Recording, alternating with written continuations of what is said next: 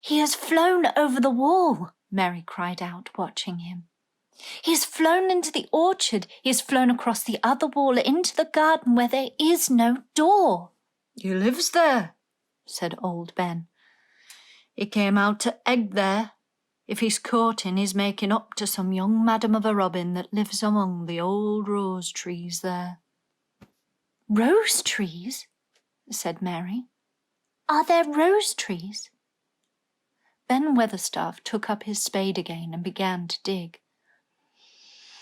"There were 10 years ago," he mumbled. "I should like to see them," said Mary. "Where is the green door? There must be a door somewhere." Ben drove his spade deep and looked as uncompanionable as he had looked when she first saw him. "There were 10 years ago, but there isn't now," he said. "No door?" cried Mary. "There must be." "None as anyone can find, and none as is anyone's business. Don't you be a meddlesome wench and poke your nose where it's no cause to go. Here, I must go on with my work." "Get you gone and play, you. I've no more time." And he actually stopped digging, threw his spade over his shoulder and walked off, without even glancing at her or saying goodbye. Chapter 5. The Cry in the Corridor. At first, each day which passed by for Mary Lennox was exactly like the others. Every morning she awoke in her tapestried room and found Martha kneeling upon the hearth building her fire. Every morning she ate her breakfast in the nursery, which had nothing amusing in it, and after each breakfast she gazed out the window across to the huge moor, which seemed to spread out on all sides and climb up to the sky. And after she had stared for a little while, she realized that if she did not go out, she would have to stay in and do nothing. And so she went out.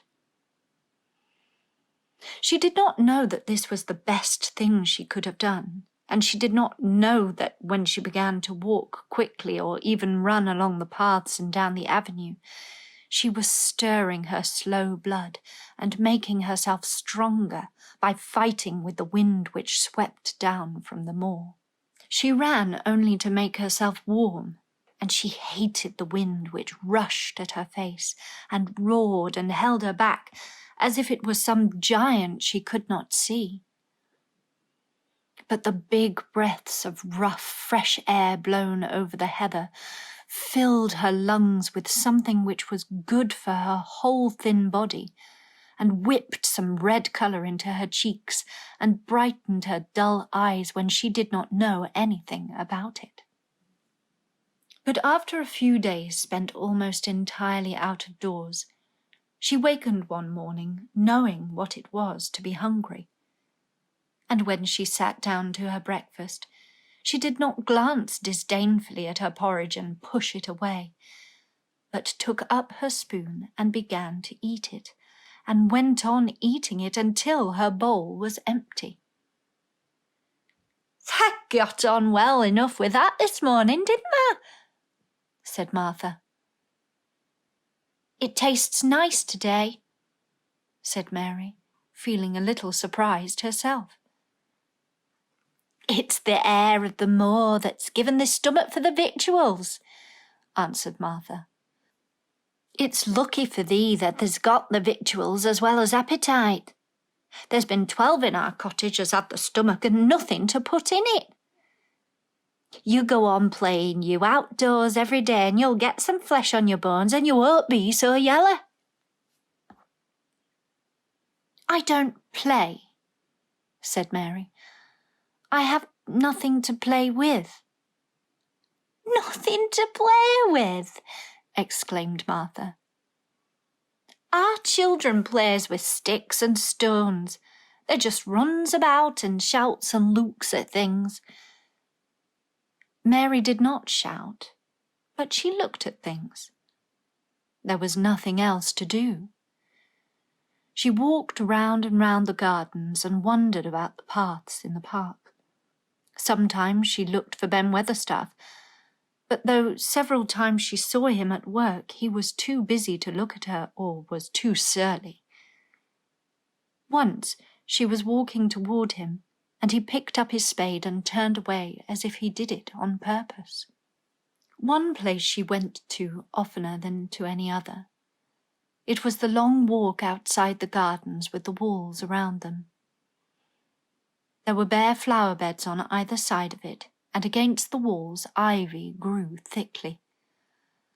There was one part of the wall where the creeping dark green leaves were more bushy than elsewhere. It seemed as if for a long time that part had been neglected. The rest of it had been clipped and made to look neat, but at this lower end of the walk it had not been trimmed at all. A few days after she had talked to Ben Weatherstaff, Mary stopped to notice this and wondered why it was so.